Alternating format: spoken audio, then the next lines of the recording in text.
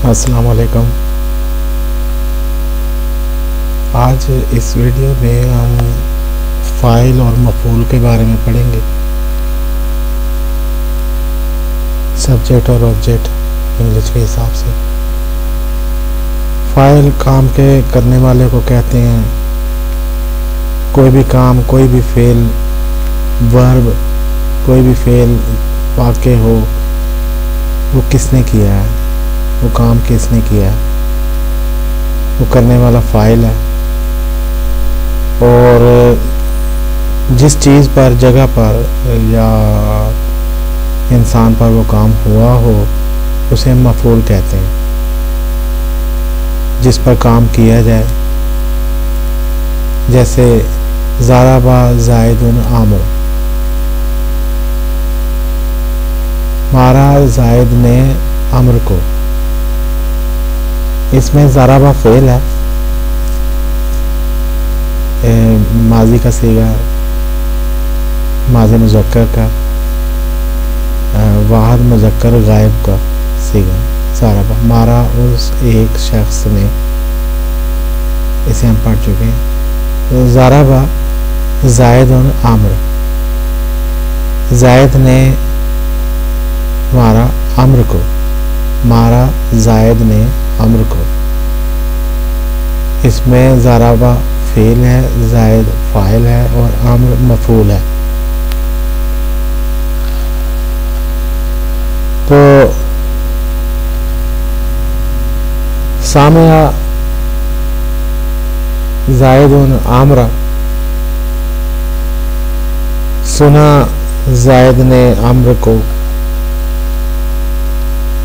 ناصر زید عامر، مدد کی زید نے عامر کی۔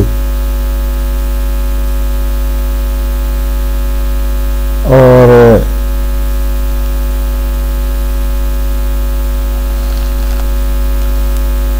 یہ جو ثلاثی مجرد کے 6 اقسام ہیں، اس میں سے میرے خیال میں سامعہ اور ناصرہ کے ساتھ فاعل اور مفعول کے طور پر اس کی ہم مثال پیش کر سکتے ہیں۔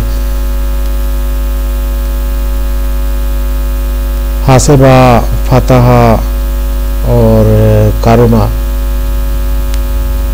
اس کے ساتھ نہیں بن رہی، تو آپ یہ دیکھ سکتے ہیں کہ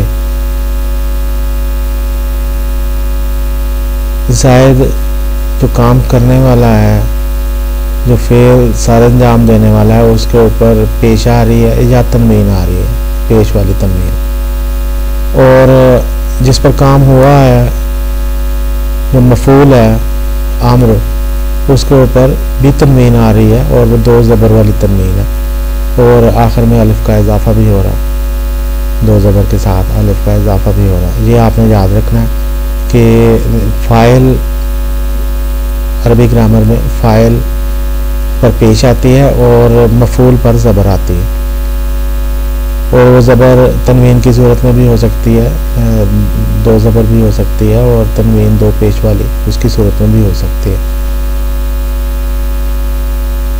ضرب زید، اور پھر اس میں ایک اور چیز یاد رکھنے کی ضرورت ہے، اور وہ ہے ترتیب کہ پہلے فعل آتا ہے، اس کے بعد فاعل آتا ہے اور پھر مفعول آتا ہے۔ فعل، فاعل، مفعول۔ ضرب زید عامر، یہ ترتیب ہے اس کی عربک لینگویج میں۔